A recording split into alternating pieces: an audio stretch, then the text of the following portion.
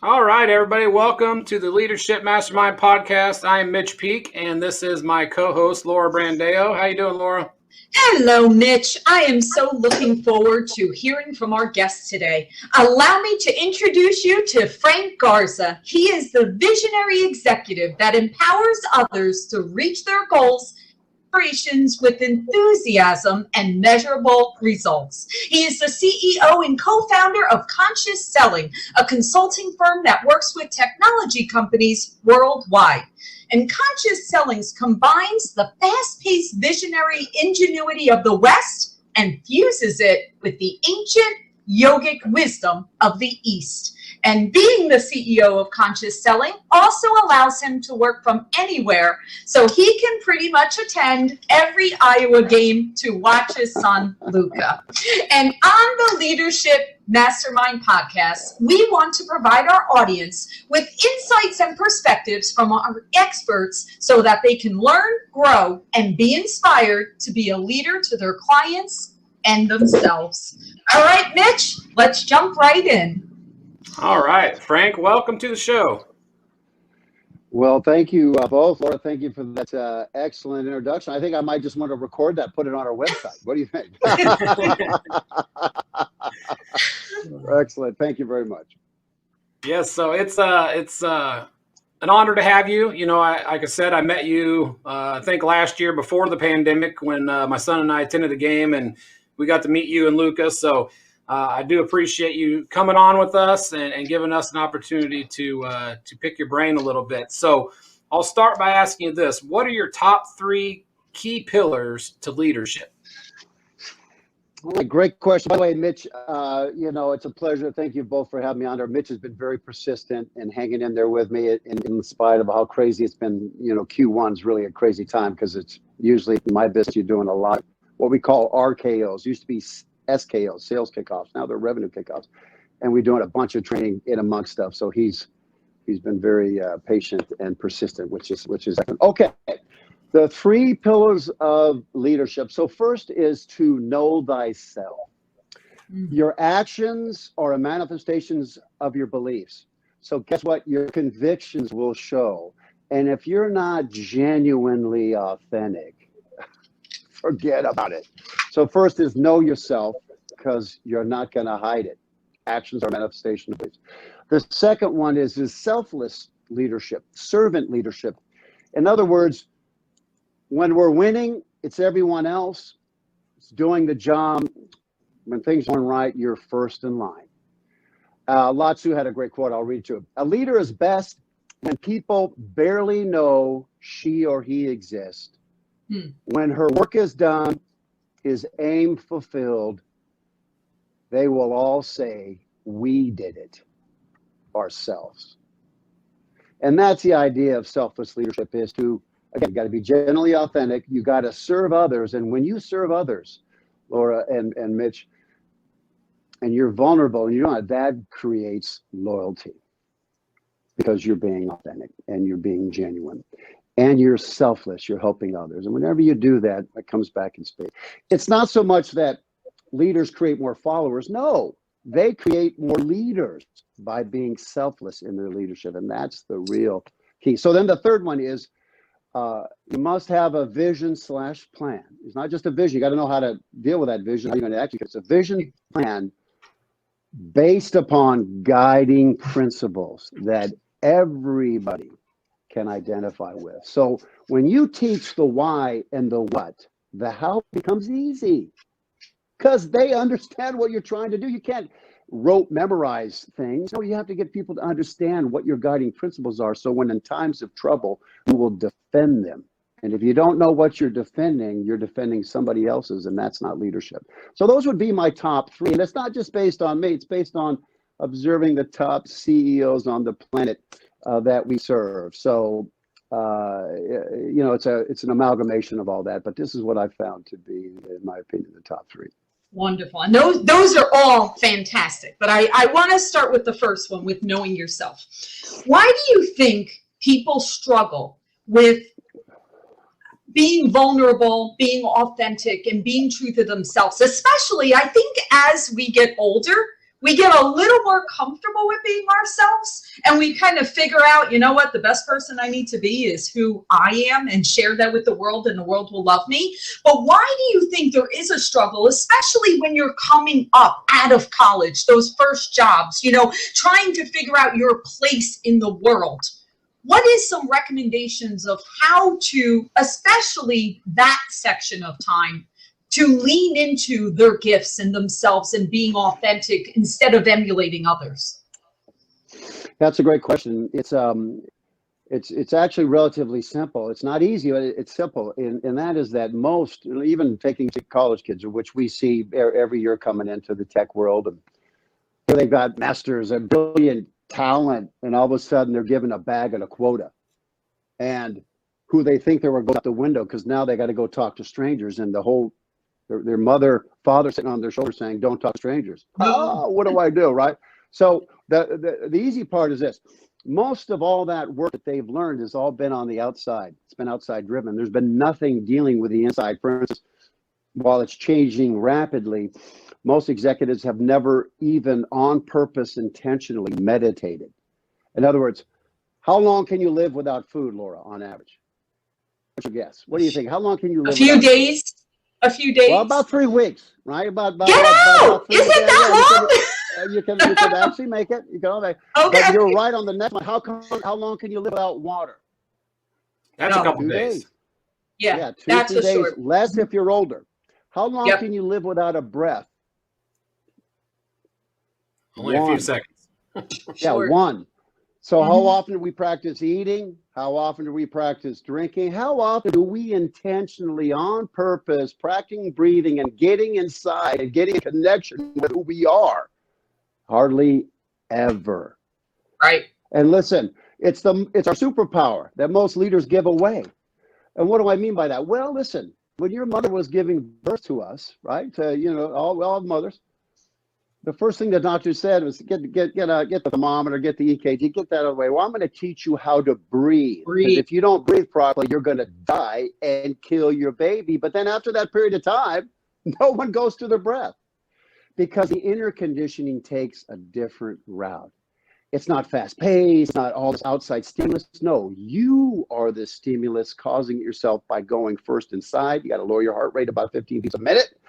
And you've got to get down to 1 breath per minute, and that's called the optimal zone, where you are optimally creating as a leader and seeing and discovering answers you didn't even know you were there. In fact, it may happen to you now, Mitch. Driving along in the car, daydreaming, boom, there comes the answer. In a hot bath, oh, there it is. Why? You've slowed the heart down. You've slowed your breath down, and now your insides can speak to you. And it's the same voice that you hear when you're reading a great novel, Laura. It comes and starts talking to you. Well, you can go there on purpose. Your insights are waiting for you to come inside and ask the question and listen for the answer. And most leaders don't do that. So everything is outside focused until they get older and someone says, you got a year to live, or you have some trauma, or you have some calamity, and all those blind spots and all those fake outside values go away, and now you're dealt with you. And sometimes, unfortunately, that's the first time anyone's had a genuine, authentic discussion with themselves. And so inspired leadership starts that earlier. It starts from the inside out, and it's genuine because it's you. I love it. Not enough emphasis, Laura. In other words, answer your question, not enough emphasis on the inside, too much emphasis on type faster, do this software program, do all this stuff, but they don't realize that the outside's monitored. Yeah, and it's so interesting, because you are right. It usually, the wake-up call happens to have people, the trauma, the change, something traumatic happens in order for someone to get to that point. And you're right, that's why usually it's later in life that it hits you and I better do that. And it's so funny, Frank. I mean, I'm sitting here like a smile on my face, because of course I'm one of those leaders. Always said it would be great to meditate, but I can't slow my brain and I can't figure out how to do this. I can the last couple of years, I know how to do it very well. So we're on the page. But again, I only had wished I had learned this many. I wish that I would have realized the value and the importance and how we can give to others in turn are in a good place. So 100%, that's why I really wanted to know the answer to that question, because my hope is that everyone out there realizes this epiphany. Yeah, no, it's a great point. I mean, the Dalai Lama said if every 8-year-old learned how to meditate, violence would be ended in 1 generation. That's Wow. how powerful it is. And that's how powerful it is, because when you go inside and you unplug from the outside and plug into the present moment and then rehearse the future, not the past. See, because guys, thoughts travel backward to confirm beliefs and conditioning, and then forward to regulate your performance. How you perform is not based on what's in front of you, it's based on the past. Emotions are just a record of past experience. So you got to understand that about thoughts, and leaders do, is that they always must say this: what am I missing because I don't see with my eyes? I only perceive light. That light travels backwards in time to say, have I ever seen anything like this before? Yes, this is of that. This is of this. And then we act in accordance, not with the truth, but the truth as we perceive it to be. So enlightened leadership recognizes they're not seeing all the solutions. They're recognizing that we may be looking at the same thing, but we're seeing different things based upon our life experience. And so how do you see? Well, you don't see your potentials with your eyes open, Mitch, because if you could see it, you'd be accomplishing it. So it requires that you meditate, Laura. It requires you close your eyes and go inside. You can't mess up meditation. There's impossible. You just got to hang in long enough for the miracle to happen, which usually lasts about 5 or 6 minutes, because what's happening in those first 5 or 6 minutes, I call it the little house on the prairie. Thoughts are coming. Like, you have a house on the prairie. I don't know if you remember that series. And you don't, and there's 80 mile an hour winds, and you don't open up a window, right? Your house will blow up. And if you just open up one window and not one on the back side, it'll still blow up. So you got to open the front door, open the back door, let those thoughts come in and go out and recognize that's just your body telling you, no, I want to be in control. I'm controlling everything. Keep in mind, we have 70,000 thoughts a day. 90%, 95% we're not even conscious of. That's how blinded we are. So meditation is about, the definition of meditation is to become familiar with. And if you're not meditating, you're not becoming familiar with you. So you can't be genuine completely. And there's no reason to wait to calamity, right? And I heard the definition of hell being, you're trying to get peace, you're on your deathbed trying to get peace, so you say those apologies, you do those things that you got to do because you're dying, and then you realize you could have been that way your whole life. That's but right. You're out of time. So meditation defeats all that. Meditation defeats all that. All right. So my question is, how do you teach this, like Laura said, to the people that are incoming to, these companies that you work with? Is this something that they're teaching on a normal basis now? Well, normally we bring and introduce the Eastern ancient wisdom into the cleverness and the craftiness and the ingenuity of the West. And it's in our trainings. We teach them, and that's part of what we do, is to bring them in and teach them pranayama, which is the science of breath.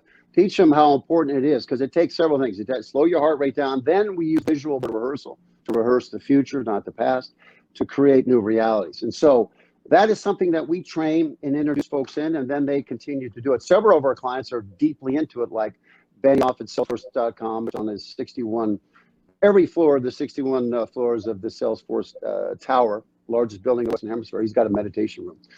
And the reason for that is the acknowledgement and understanding that you're only going to perform on the outside in a manner that's consistent with your insides. And if you're not training the insides, your outsides aren't going to work in complete coherence, Laura. It's about coherence. Are the inside and the outside coherently working together, mind, body as one, or are they fighting each other? Oh, I have to make this sales call. I don't want to. Not in coherence. You're going to mess it up. Or I have to go do this. Well, what is going on? You're not in coherence. And the only way you get in coherence is going in to go out. So how did you get with the guru to say, let's combine efforts and start a business? I have to hear the story of, because I mean, Frank, to be honest, I mean, 20 years ago, if someone said, we've got this idea that we're going to approach it from the East and the West, and we're going to take it to companies like Salesforce, I would have said, you've lost your mind. I would have said, the world is not ready for this. So where did the idea come from? And I have to believe that we're now in a world that people are more receptive and open to this. Yeah, no, it's excellent. It kind of reminds me of yoga. Back in the day, Okay. you would say, yeah, I'm doing yoga, and people would go, Mitch, yeah, I like yogurt too. What's your flavor? What's your favorite? What's your favorite? Yeah, I mean, listen, 15 years ago, even 10 years, maybe even 7. Yeah. What? I remember I was talking to some organic company based on the East Coast, and I started talking about it. We're not going to train just outside skills. We've got to train the inside.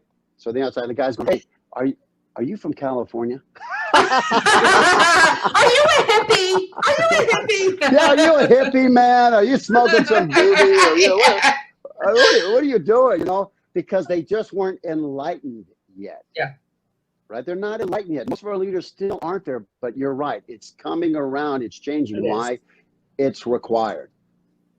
And now with everything's on Zoom and telepresence, the virtual world, if you're not genuinely authentic, it screams through because you don't have your physicality to cover it, to hide it with this and that. No, it's got to come through. And if you don't got it, because it precedes you, Mitch. It precedes you opening your mouth. In fact, animals pick up on your, and by the way, I'll say aura, not to freak everyone out, but we measure it now. You can measure it. It's science now. It's not even vaguely refutable. The ancients, when they were talking about meditation, when they were talking about actions or manifestation of beliefs, they were saying that from intuition. Now we can prove it medically. We can measure it and we can show it. And when you have that kind of overwhelming evidence backed by truth, and again, remember this, Mitch, your life is your own school. You're already doing it. Your first field trip, your first Christmas, your mother telling you about school. Hey, Mitch, we're going to go get some new clothes. Why? We're going to school. So there's a leader painting a vision. Oh, what's school about? It's going to be fun. You're going to meet friends. We're co-creating the future. Hey, Mitch, listen, now we're going to get a lunchbox. Who do you want on there? Spider-Man, Batman, you Thermos. You can have G.I. Joe, whoever you want. Oh, why? We're going to school. Ooh. Oh, man, I can't wait for school to start, Laura. When does it start? Well, honey, it's only June. You got a couple more months. But what a great leader does, generally authentic, selfless, serving others, and having a vision based upon principles that you can communicate a message to your people. So it's already going on. It's already happening. We can't deny it. It's just whether or not we want to reclaim it, be in control of it, or be a victim to it. Right? Be a victim to it. That's a great analogy. I never even thought about that. Painting the picture of what school is and how great it's going to be. I love it. Well, you guys know in our lives, it's common engineering. Because again, biopsychosocial approach. It's all one word. We can't just look at a human being, just their biology, because there's psychology and sociology. So we must take the 360 view of the person training and a person in a leadership role when you're trying to lead others. You got to look at the whole picture and not just cut people off. I'm looking at, they didn't perform well, without looking at the sociology or the psychology behind it. You're doing a disservice to you and to them, and that's not servant leadership. But when in our life have we all failed doing the same thing over 450 times? All of us. When did we fail? Yeah, learning to walk. And that's such a great example, Frank, because and I love the learning. But I love the learning to walk analogy because we all kept getting back up. There was no choice. There was never, ever an option of not getting back up. We just knew, okay, I skinned my knee. I bet you I'm getting back up. But why is it that as time passes by, we're like, oh, well, that wasn't fun. That was a bad experience. Now I'm never going to do that again. So let's talk Right. about that as being a leader, and encouraging people, and realizing that when we fall down and scrape our knee, we need to learn from that, and we need to build on that. And I love the analogy of the learning to walk, because how is it that over time, especially over time, we get more comfortable with, I failed, I'll move on, and I'll do the next thing. Right. Yeah. Now, great. It's I use it for a couple of reasons. One is there's a principle in our training which we call the Lolo principle, and the Lolo principle says you can only lock on to one thing at a time. You can't lock on to two things at a time. Only one. You can't multitask. You can only lock on one task at a time. You can't do 8 tasks at a time. One at a time. Then you move and stop. Move and stop. So the issue is when you're young, you're locking on to walking. I'm going to walk. I don't care what's it going to take. If I fall down, I'm not going to suck my thumb and cry. I'm going to laugh. Why? I'm focusing on my horizon, not my past. I'm not focused on where I am. It's where I want to be. I tell Luca, it don't matter what kind of player you are. In the 8th grade, we're looking at the horizon. We want to be here. So, yeah, he could get through the failures of every time he touched the ball. Ball got stolen. Slowest guy on the court, couldn't get down. All the frustration that he could see through it, because he locked onto the vision. So, same thing with leaders. When people are falling down, which we're going to do on our adventure to the horizon, you must lock on to what you want. Don't lock on to what you don't want, because you can only lock on to one thing at a time. So the question, in other words, the principle is this: neuroscience. We move toward and become like that which we think about. So the question is, what are you thinking about? Because whatever you're locking onto, whether it's good for you or not, Mitch, you're going to achieve. Right. So if you say, I can't miss a shot, you're going to miss a shot because your brain heard miss a shot. And the great quote there that we teach is, attention energizes. This is a Deepak quote. Attention energizes, intention transforms. And then we add visualization crystallizes. We add that last little piece. So what do I mean by that? So if I put my intention on missing, I'm going to energize missing. Just like riding a bike, learning to ride a bike. If you see a rock in the road, if you looked at the rock, you hit the rock. When you get good at riding, you look at the solution and go around the rock. Right? So you go, yeah. So the idea with all this is that it's so important in recognizing that you must have coherence of vision, and then be able to communicate that over and over. And so when people fall down, you're going to get back up and go, because that's what you've determined to do. You know, I'll tell you what, Frank, just listening to you for the last 20 minutes has made me understand, you know, for those people listening that don't know, your son is Luka Garza from the Iowa Hawkeyes, you know, going to be college basketball's best player of the year.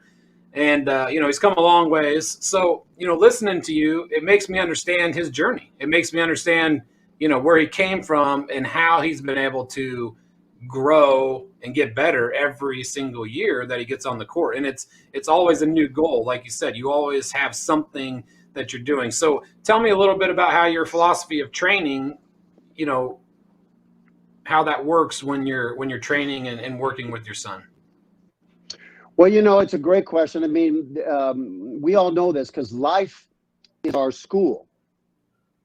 Your life is your school. Right. Right. Well, your experience, that's part of your school. So the key is whatever you're doing at whatever level you're performing at, you're going to hit a point where outside skills no longer matter.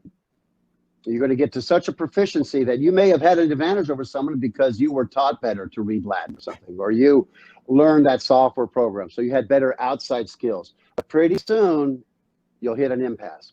And that impasse is going to say, you're not going to get any better just practicing more. You're only going to get better by changing the internal picture of you. Because again, and what I'm talking about here, Laura, is expanding your comfort zone. In other words, if you expand your comfort zone to see my words behind me? That's my whole premise. So keep going, Frank. Keep going.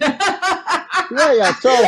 Yeah, so it's like our comfort zone. Again, remember, thoughts travel backwards to confirm belief and conditioning, and then forward to regulate your performance and how you behave and what you see and what you hear and what you feel.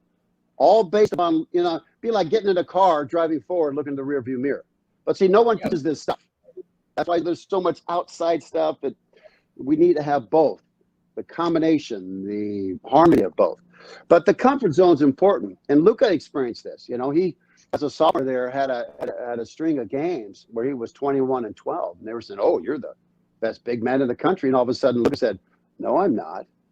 My comfort zone's I'm 13-6. So he went on the next 4 games, one of which he didn't even score,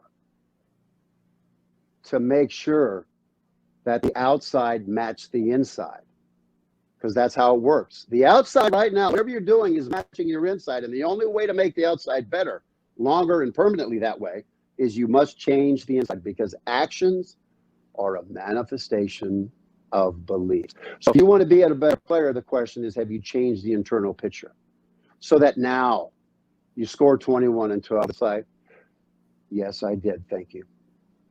Next question. How do you do that? Well, that's like me. What's your self-talk? Is it matching your new inside position, or is that too good for me? Because we have a comfort zone, just like a temperature gauge. I want it to be at 72. So it goes up to 74, kicks out, shuts off, goes back to 70, then 70, kicks on to 70. That is a comfort zone. And if you want to change the inside, or you want to change it, if you want to change anything on the outside, you've got to change the picture internally. Because again, 70,000 thoughts a day, 95% you're aware of. The real question, Laura, is, did your brain learn anything new? Aren't you, in fact, living every day in some archaic software program? If you get up the same way, get out of the bed the same way, go to the bathroom, do your thing, drink out of your favorite coffee mug, do your same routine, did your brain learn anything new? No, it didn't. So guess what's happening? You're running off some old software program that knows what's better for you, because it's been doing it the same way over and over. It's automatic. You're in your automatic routine. And I have discovered that in the last couple of years too. And that's why Mitch will know how Mitch and I met. Is I say yes to anything that someone comes to me that will push me out of my comfort zone. And that's actually how we met. He was the first person that asked me to do a Facebook Live. And I'm with you, Frank. Again, these are lessons that everyone in the world should know. This is like the magic that we all have this ability. And you touched on something. You touched on the temperature. Okay. I find it fascinating that literally, if we say, I see myself as, let's just use numbers, okay? I'm a young person. I want to get to 6 figures, right? I want to get to 6 figures. You literally could go beyond that figure, but because you're telling yourself, this is where I want to be, you actually are limiting yourself. It's so fascinating that we can actually cap ourselves and our lives and our dreams and what we perceive when the temperature's set. That's what you're looking for. That's exactly what you're going to get, whatever that is. Right. No, it's such a great point, because not only that, and in addition to that, Laura, it's a great point, which is when you lock onto a comfort zone and then you lock out all the ways to get beyond it, because you're just locking on to what's good enough for you, because thoughts travel backward to confirm beliefs and conditioning, and then forward to regulate performance. Even in sales, that's why sports is so fun, because you can see the human spirit. Sports is life in the miniature. So there's a beginning and end, just like life. There's enforcement to keep everything, the rules in place. All that stuff is going on, and you can see the human spirit acting out their comfort zones the whole way. But in sales, you see it a lot, where a person might have a great Q1. They might have got their entire quota in the first quarter and then take the last 3 off. They get busy. Hey, I think I'm going to go vacuum. What? Why would I go vacuum? It's creative avoidance. Why? Because I don't want to expand my comfort zone. So I'm actually go do stuff, lose deals, mess up, just to keep the picture of me, because the principle of neuroscience is that we're only going to perform in a manner on the outside that's consistent with the inside. So if you don't break through those barriers, and And I always like to tell people, don't focus on end result, because focus on behavior, and then the end result happens. So if I know, like in sales, if I get up and I do my this way, I'm doing my inner meditation before I get on a sales call so that I'm fully present. When I do this, when I do that, we know sales are going to go up. But I'm not going to say only 100 grand. I'm going to say I'm going to do my behavior this way, and then it might be 8 million. That's right. All right. And back to what you're saying, Frank, with, working on a, old system, I remember reading a study where they said, just changing your driving habits to work and back to work, stopping at a different gas station, going a different way, taking a different block, it helps, wake your brain up, and you actually will perform better on those days because your brain waves are functioning at a higher rate. Yeah, now imagine if a person meditated and went in and reprogrammed that with a new vision statement, right? And rehearse the future, not the past. Rehearse what they wanted, not what happened, right? Because we want to hang out with the emotions and the people that speak to our future, not our history. Right. So it's a real simple thing, right? You become your environment. So is this environment what's good enough for me? And that's what we have to ask. But yeah, just doing something different is going to cause you to see something different. Yeah. Right. Going back to your thoughts with the misses, right? With the energy. So I want to, what do you recommend people do? Because sometimes it's not intentional, right? Like it's not intentional that we may be focused in a negative instead of a positive of what we're actually looking for. What do you recommend people do to change that? Whether it's our own internal self-talk or, how do you change that thought? Yeah, that's a great question, Laura. Thank you. It's so great to be understood, guys. It really is. It's a compliment. Thank you. So here's how we do it. Recognize, again, you can't see your potential with your eyes open. So then the question becomes, how do I see it?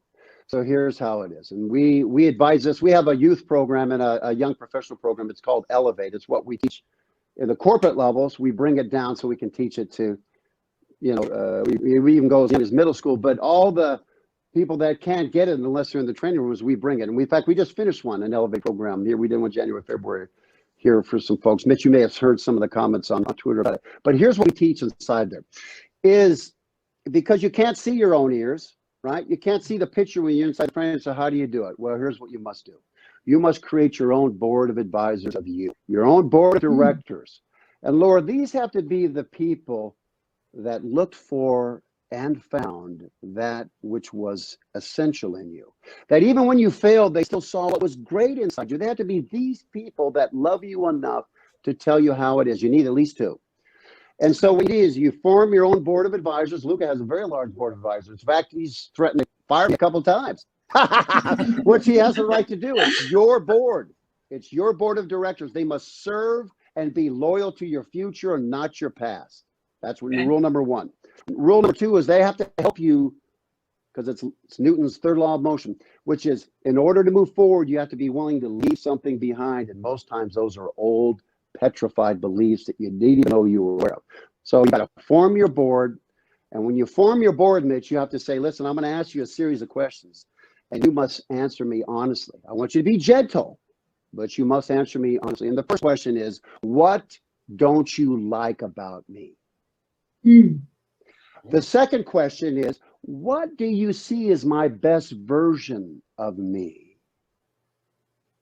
Right? Because unless you ask, you're not going to hear. And guess what? The things they should be saying should upset you because you're blinded to it. Well, Laura, you're not doing this. What? Right. Don't be defensive. That's just your comfort zone talking. Right? Take it in, because these people love you. So you've got to ask, hey, what don't you like about me and what I'm doing? So you hear it. Put your seatbelt on. Tell them to be gentle. Be gentle. Listen, I've had husbands go to wives and go, what don't you like about me? And they say, hey, how much time do we have? Do you want a chronological? Do you want a chronological or alphabetical? Right? I've got on my PDF. Ready? Let's begin. Back in 1980, right? So you got to put your seatbelt on, Mitch. But that's going to create consciousness and awareness that you didn't have before. And then you must evaluate that. You must say, do I want to choose to lock on to that old vision of me, or do I want to create a new one? Because keep in mind, locking on is one of our strengths. To lock on and keep everything out, regardless of what's happening, like learning how to walk. But the key in leadership is to lock on, open up. What am I missing? Lock back on. Open up, lock back on. That's why you have a board of directors of you to keep you on course, because you're not going to see it all. You're blinded. 70,000 thoughts a day, 95% you're not aware of. There's no way you can see it. So we must expand our awareness from where it is now. We must expand our vision to be beyond our current emotional state, to something we don't know the answer to. Because once we create something we don't know the answer to, we'll find the answers. But unless we create the vision that's beyond our awareness and emotionality, your mind's going to go to sleep and just keep on using the old software program. Oh, I never do that. Why? I'm not good at new things. Oh, okay. We'll make sure we're going to lock on. You're never going to do it because it's a servo mechanism. So that's how it is. You got to create a board of directors. You must ask the board of directors those questions, and then you must form a new vision of you. Wow. Not based on the past. Yeah, not based on the past, but based upon the unknown. You better not know how to get there. Just like you didn't know how to walk, you focused on it, your body took you there. Just like your first field trip, couldn't wait to go, so you planned it out. You looked at it, you couldn't wait for it. First day of school, whatever it was, you're already doing it. The difference is, rather than it being non-conscious, rather than being non-aware, you're now consciously doing it on purpose and reclaiming your free will, Laura. That's what we're doing. You're losing your free will. Why? 70,000 thoughts a day, 90% you're not aware of, 95%. Do you really have free will? Are you really exercising free will, or are you a victim to your insides determining how well you perform on the outside? And it's a simple change, but you got to go inside to make it happen. Wow.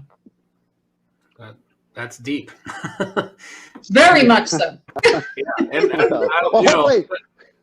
That's what we like about our podcast, Frank, is we're trying to bring all new and different perspectives to business. It's not just about mortgage industry. It's not just about real estate. It's not just about sales. It's about leadership in general. And, this is a completely, probably new thing to a lot of people and a lot of our listeners. So, we love your insights. So tell me this.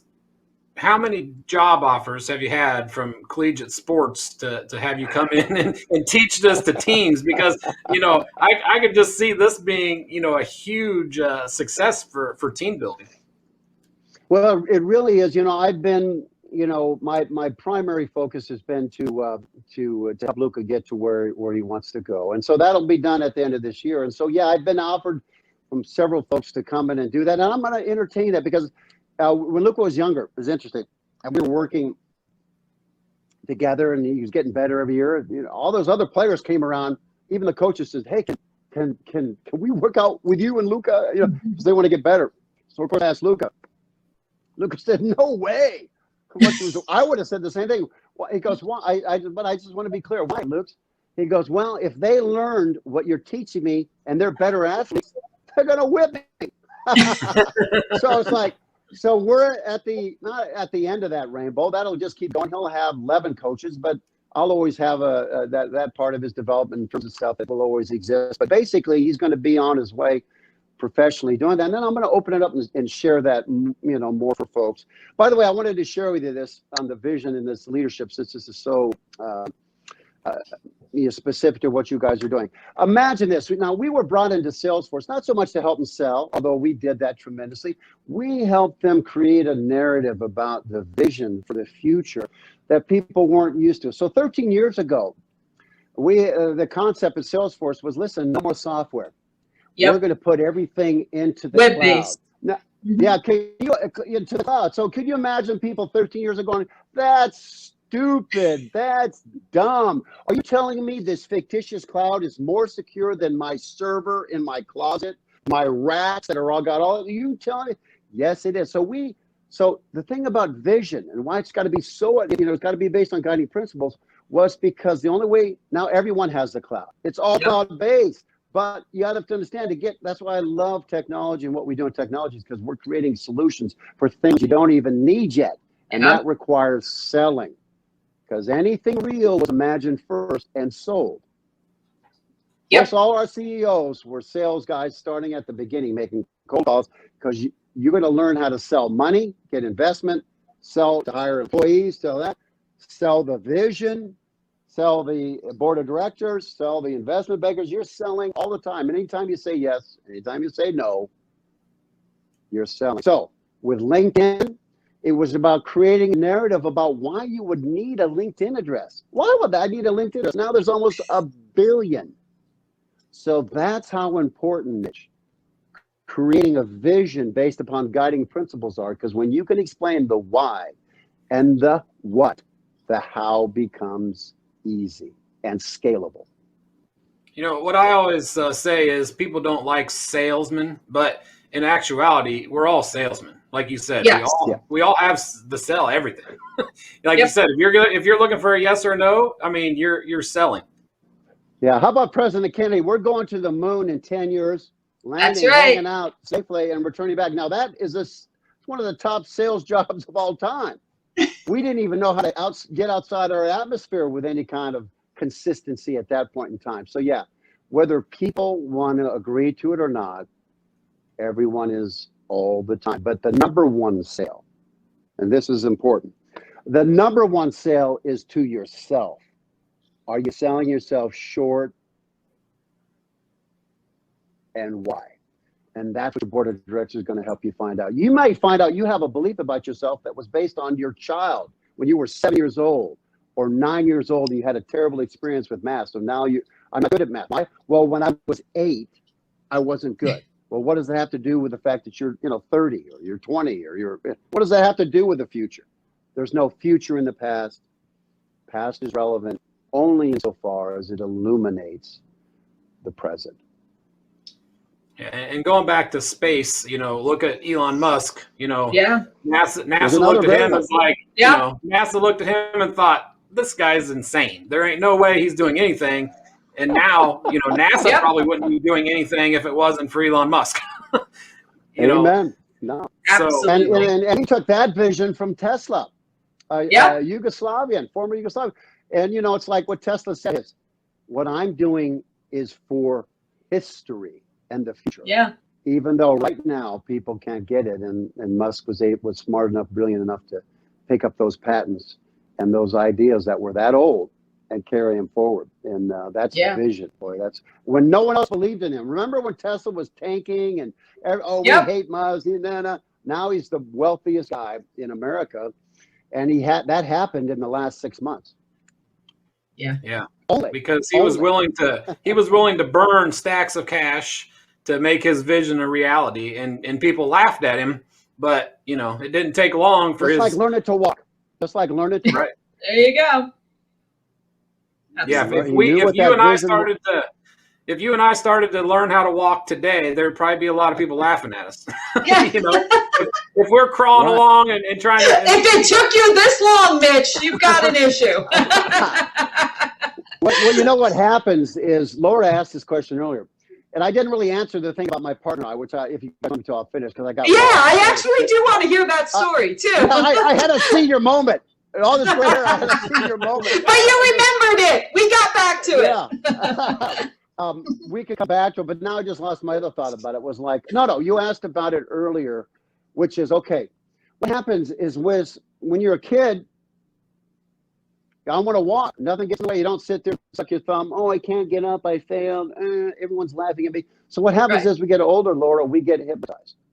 And the people that are our board of directors, without us knowing. In fact, my point is, Mitch, you already have a board of directors, whether you acknowledge it or not. That's your internal voice based upon something that someone said to you that you're either still holding on to, locking onto, and it's unknowingly. You're not even conscious of it. Maybe with this conversation, we can reevaluate. Hey, what is my board of directors? I'm going to choose it rather than it being selected for me. But my point is, when you're young, you're growing up, and Laura, they're going to say, Laura, no, don't do that.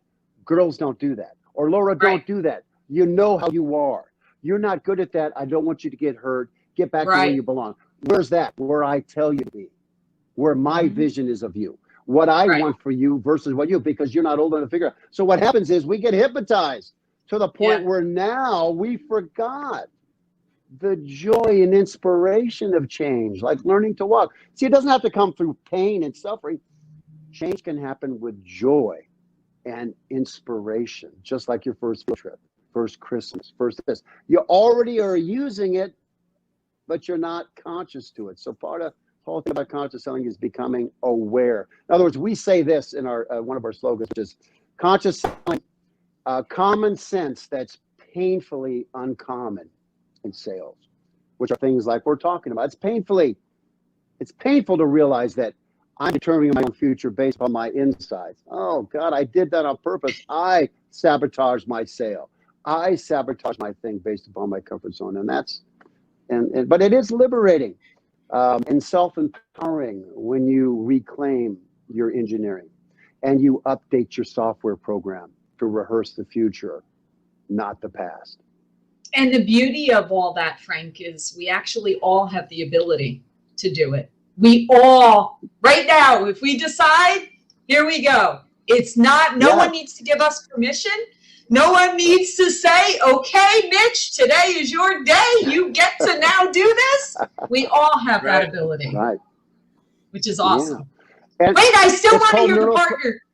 I want to hear I still want to hear, but go ahead. Neuroplasticity, which yes, go ahead. Yeah, that's what it is. This is called epigenetics. This is called neuroplasticity. It's science. It's not even vaguely refutable. What you just said is a medical fact. Yep. I don't care how old you are. There's no future in the past. You want to reprogram the future? Meditate. You want to create a new vision of you? Meditate. How often? At least twice a day, right upon awakening, because you're in the theta wave when you're most encouraging. Meditation takes you to theta.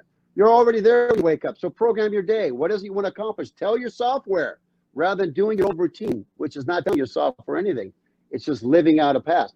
And then at night, so that when you're sleeping, your mind's creating your new future. So when you wake up, you're starting to see things you never saw before.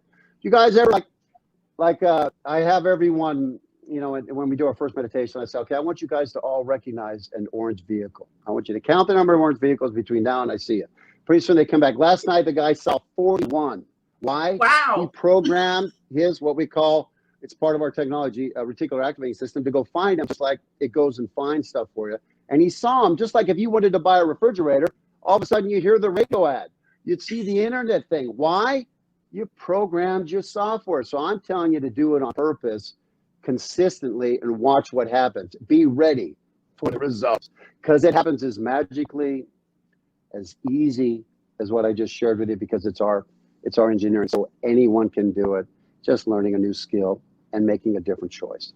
So my partner I met way back in the Berkeley days when I was there, and he was a Sikh then. He converted when he was 21 years old. He was really basically a Boston hippie that wanted to find a better way through just drugs rather than drugs and rock and roll.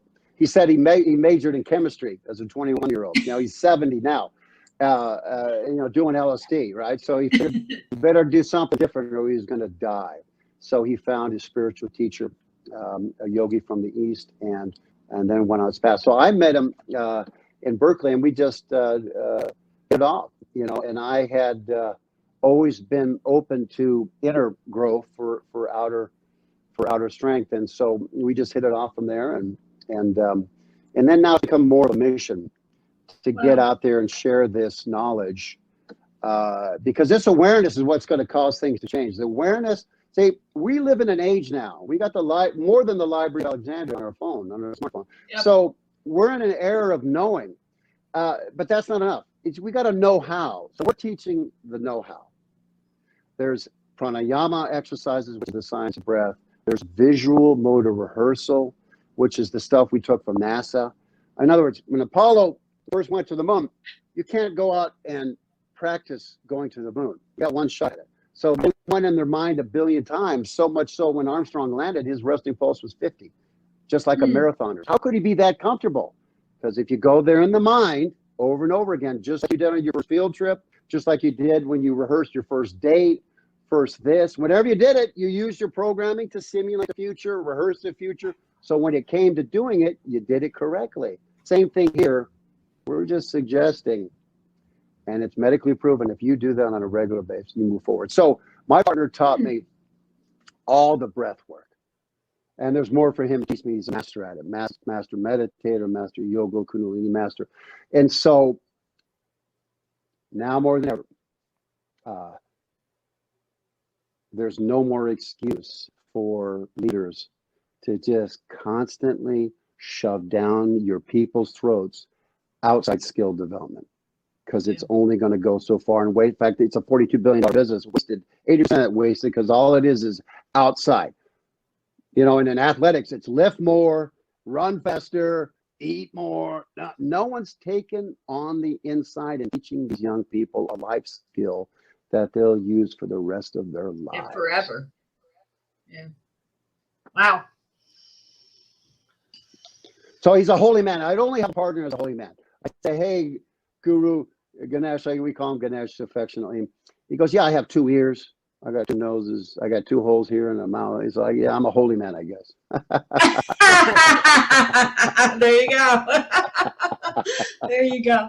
All right. So you mentioned Twitter. Frank, how can people connect to you? How can people follow you? How can people learn more? Because I agree with you. We live in a wonderful world at this point in time in our lives. I certainly think we learned a lot in 2020 with the change of the world of what the pandemic brought us, to where I think people are even more open to doing this inner work and looking into ourselves. So I do think it's a wonderful time for all of us to continue to go deeper inside, and it will positively affect the entire world. So how can people connect to you, learn more, follow, all that good stuff?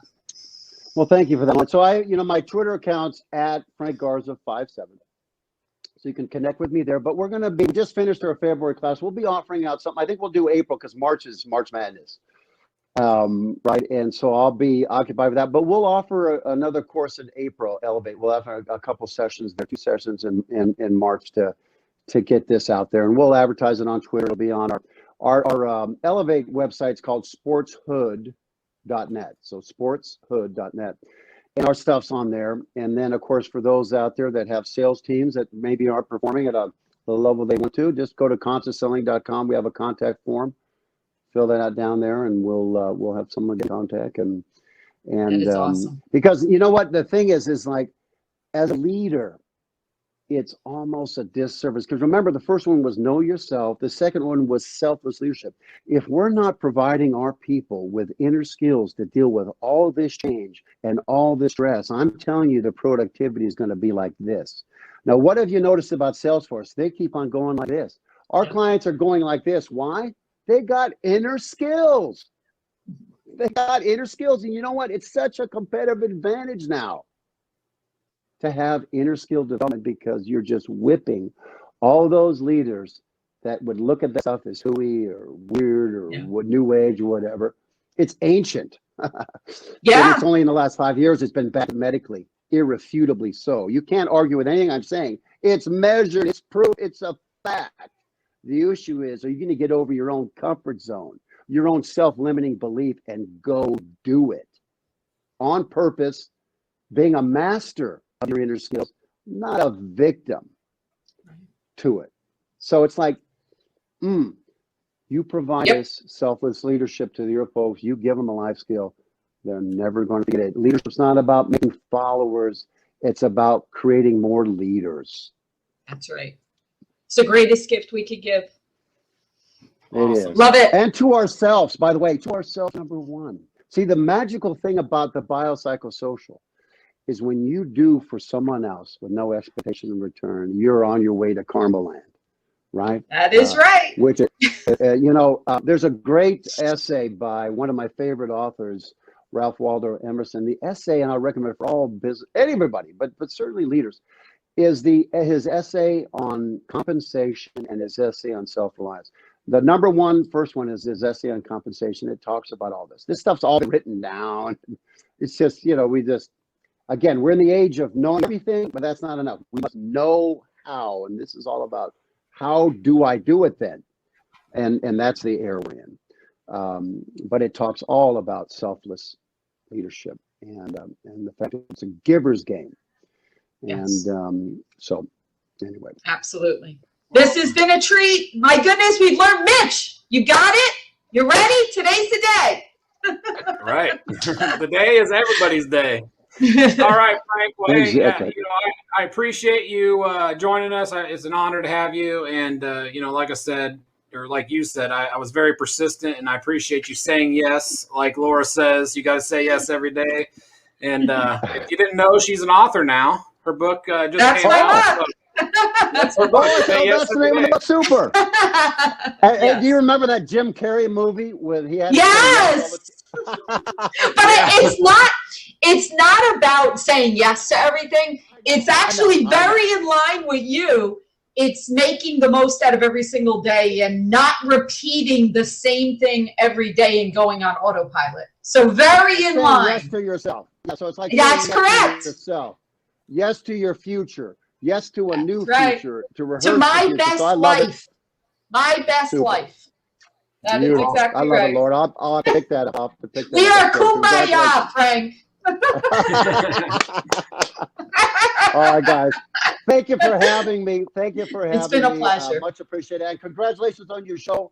I wish you all the success with it, and I hope this has been of some value to folks out there. Oh, it's been awesome. You get Absolutely. great value. Great value. This has been very energizing, very informative. You get them very specific things they can do. You were great. Awesome. All right, Thanks, super. Frank. All right. Thanks. Go Hawks, okay? Yeah, go on.